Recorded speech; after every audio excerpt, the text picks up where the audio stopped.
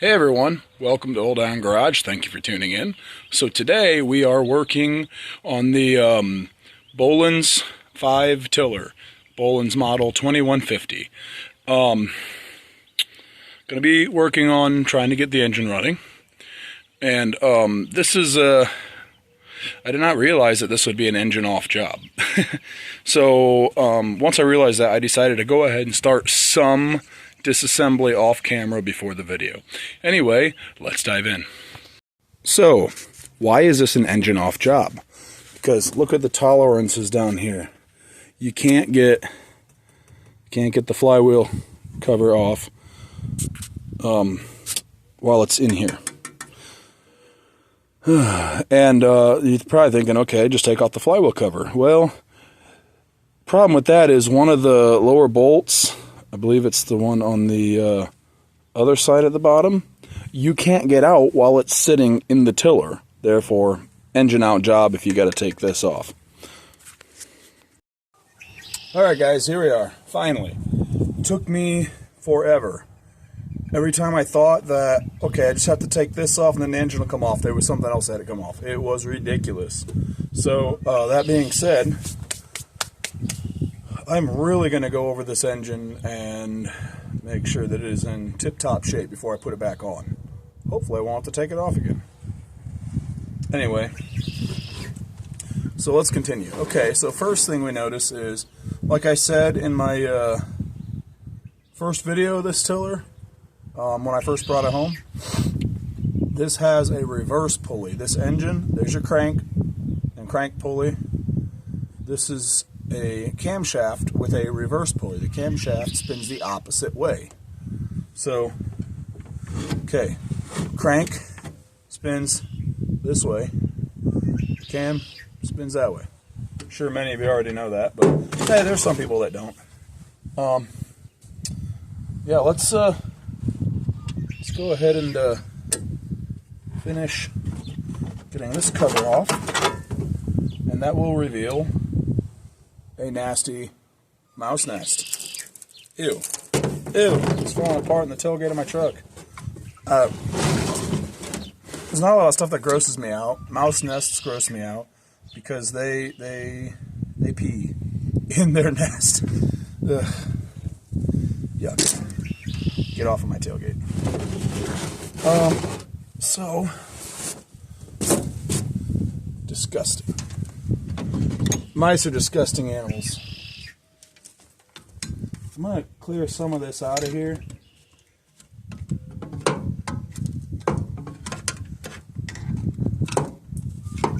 This thing needs a pressure wash. For real. So this thing is not going to be running tonight. Not a chance.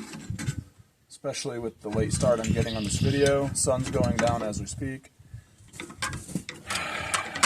But yeah, before this thing goes back on the tiller, this engine is getting a degrease and power wash. Okay. So I already tested this engine for spark. It has no spark. So that's why I'm diving into it like I am. Got to get at the points. All right. When I brought this engine home, I thought I had a stuck valve because I could hear the piston going up and down as it should. Didn't hear any rod noise, but it had no compression. Turns out the spark plug wasn't quite even finger tight. So all the I didn't look it over super thoroughly when I went to pick it up. So otherwise I probably would have discovered that in the spot. But anyways, all the compression was going out the threads for the spark plug. Let's get the fuel tank and carburetor off next because guarantee I'm going to have to go through the fuel system. I can almost guarantee that that diaphragm, the carburetor, is as hard as a rock. And that means it's not going to want to pump any fuel.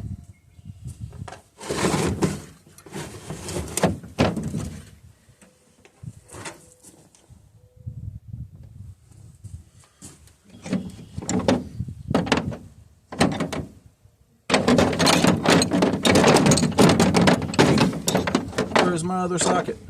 There it is. My, actually, no, that one's even smaller. That's a 3/8. I should know that.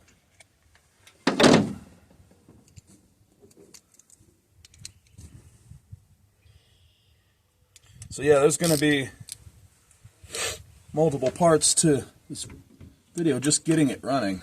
2, if I run into any surprises, 3-part video. If I run into any nasty surprises that make it take a lot longer. At least a 2-part video, for sure. Maybe even more than 3 if I make a video for each thing, like carb cleaning, rebuilding, da-da-da-da-da. And I might do that because, you know, there might be people watching this that don't know how to work on small engines. So it might be helpful to somebody if I were to make videos on each thing, like cleaning and rebuilding the carburetor, for example.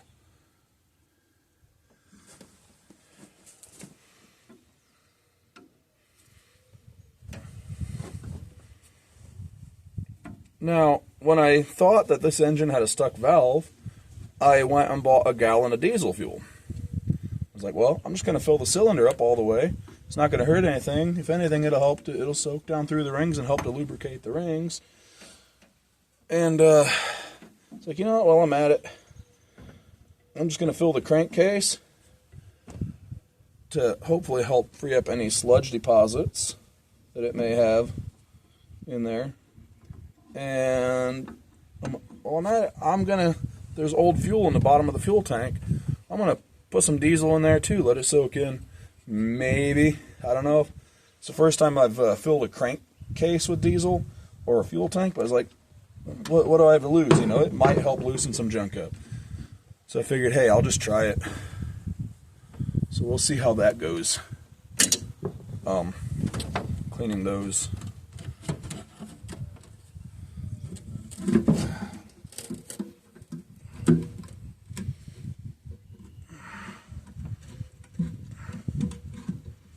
What am I hung up on?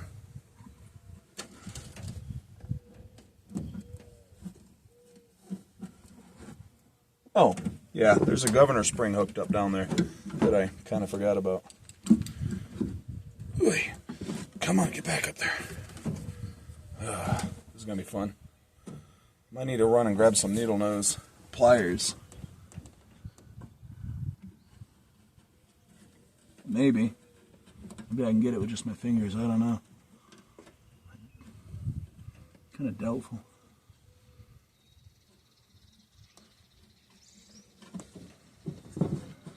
There's so much crud on here that I can't even really see how to unhook it. I'm just trying to I'm having to like just kind of feel and guess. Okay, I got it unhooked. Great, awesome. I'm gonna try and get this off without spilling the diesel fuel that's in here. Almost out. I'm probably gonna spill some diesel fuel. Oh, there goes a little bit. Oh, nice. Okay, so I'm gonna go drain this.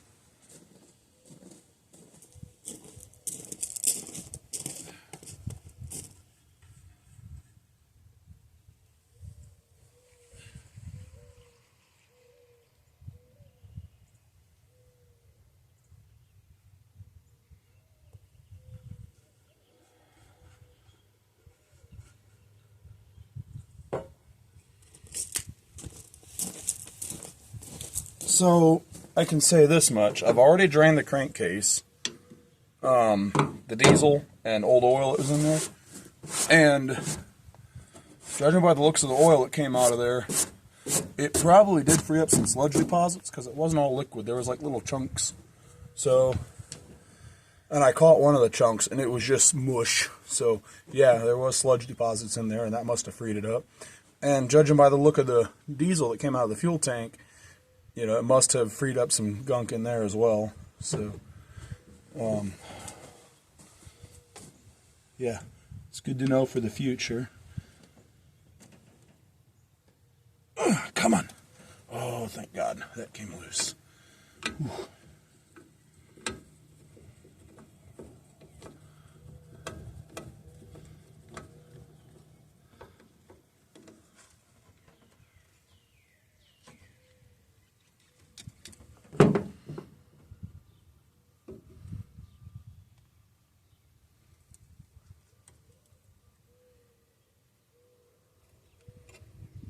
Come on. All right, carb is loose. Let's grab these carburetor bolts. Before we lose those, set the carburetor aside. All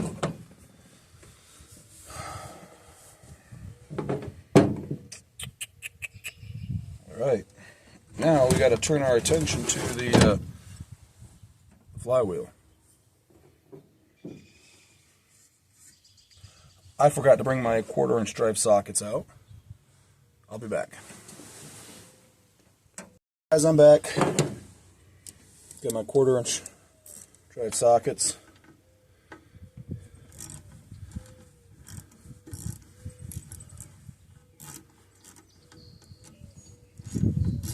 There's this protective screen over the flywheel.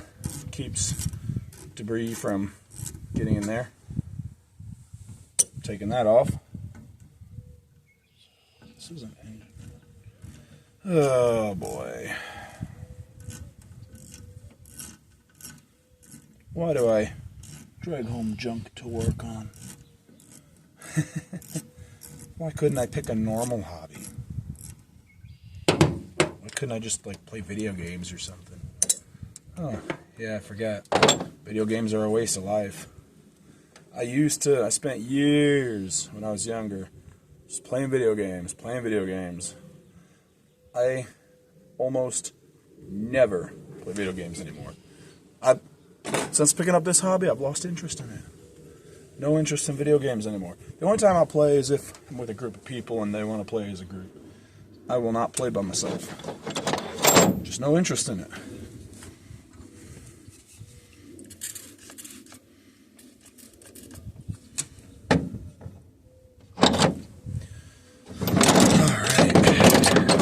Get off of there. Now I gotta take the starter clutch off, the recoil clutch.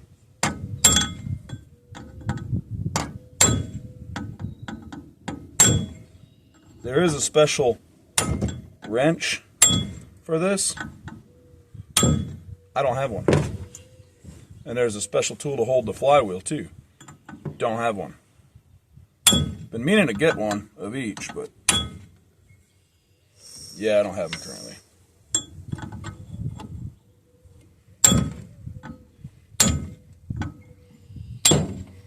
If I end up screwing up this starter clutch, I've got like a whole bucket of these. So that I'm not terribly concerned with. I'm trying not to, but I might screw it up. Actually, you know what? I just had a thought. Let me thread these little bolts back into these holes in hopes that it won't misshape the holes.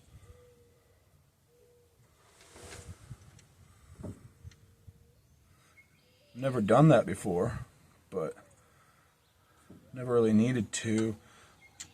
Most of these that I've removed, the part I'm hammering on is a little bit thicker, so it's not such a concern. These ones are a little thinner, and I could totally see it squashing those threaded holes down if I'm not careful. So let me just thread those in.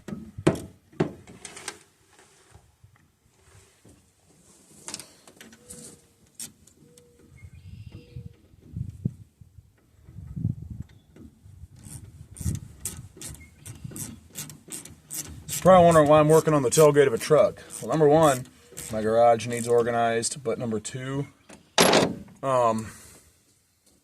spring's finally here, and I'm pretty happy about it. And it is a little chilly. You see I have a jacket on, but I mean, it was still a really nice day out. The sun is starting to set now. It's gone behind the clouds as well, but it was beautiful and sunny earlier today. I was pretty happy about that. So I was like, you know, let's work outside.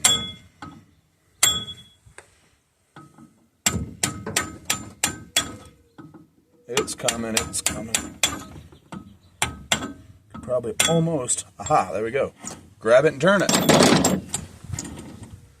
That's half the battle. The other half is getting this flywheel off. The washer here.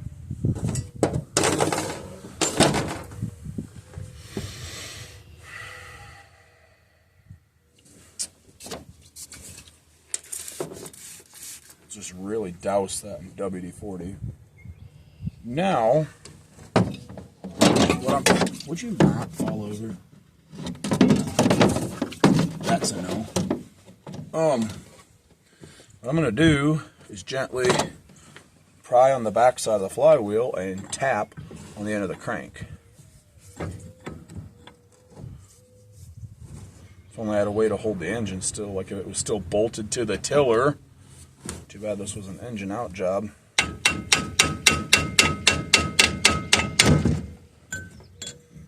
And there we are.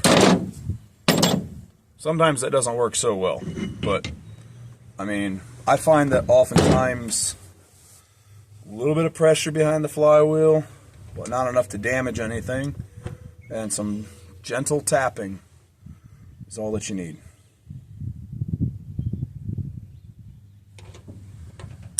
It's not always the case, but it was this time. So now, ew, mouse nest, disgusting. We are down to this cover. Behind this cover is your points and condenser.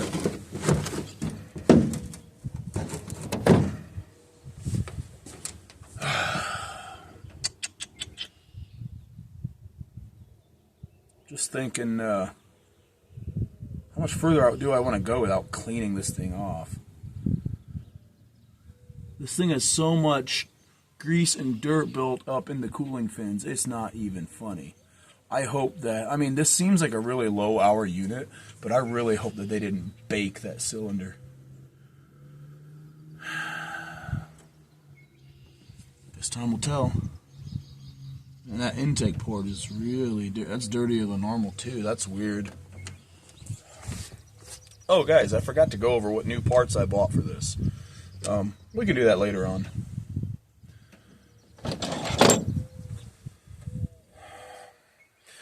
Give me one moment.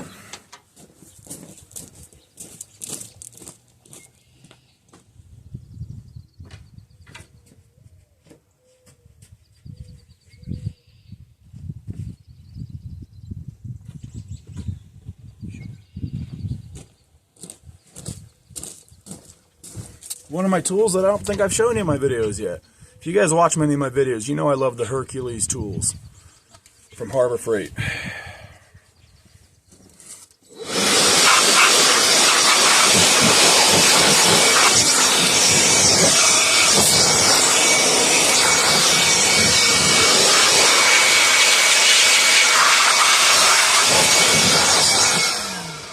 There, that's a little better. All right. I like using that mini leaf blower, 20 volt lithium battery. I like using that when I go to clean out the garage. I will blow off the shelves and everything on the shelves, as well as blow all the dirt on the floor out of the garage. I'll go back and forth between the floor and the shelves until I think I've got it pretty well cleared. Well, I see one problem here. I'll bring you guys in just a little bit to show you. But it's because of mice. So there's your hint.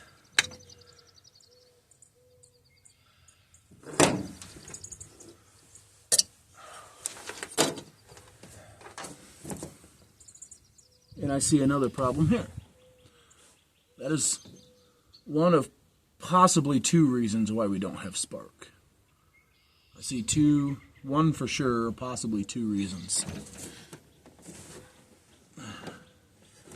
right here, you have points that are badly corroded. I mean, like, that is really bad.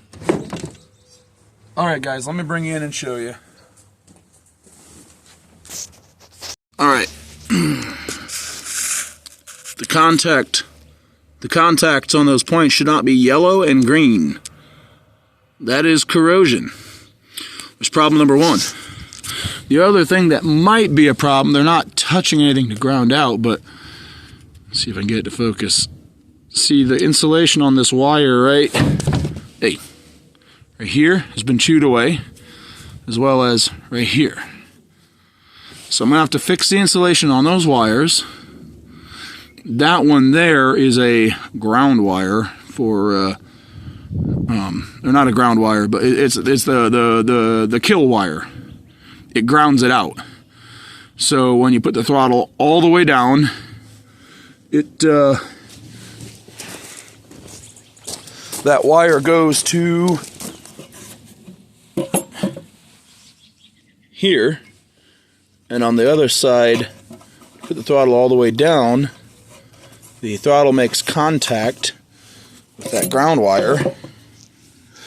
Oh, this is so cruddy, it's hard to see. Right here is a little tab sticking through, and when the throttle goes all the way down, makes contact with that, and that kills the ignition, kills the spark. Sorry that was so cruddy and hard to see, but anyways, yeah, so that's the issue right there. That's why we don't have spark, or the issues. So the points, I'm just gonna clean them up and see how they look. I think I'm gonna stop this video here though. I'm just gonna make this a diagnosis video, tear down and diagnosis video. One moment. Okay guys, yeah, that's it. I'm gonna cut this video off right here. I'm just gonna make this like a tear down and diagnosis video. And start a new video moving forward, working on it, trying to get it first of all, getting it cleaned up. Secondly, trying to get it running. So, you know, there'll be a video working on the ignition. I'll go through the carburetor on video for you guys, stuff like that. Alrighty, that's it. Thank you for tuning in to Old Iron Garage, and I hope you enjoyed this video. I hope maybe you learned something from it. If you're, you know, like trying to learn about small engines, I hope it was educational. And yeah, if you like what you see here, please hit that subscribe button and share my channel with your friends that may have interest in this hobby as well. All right, see you guys next time.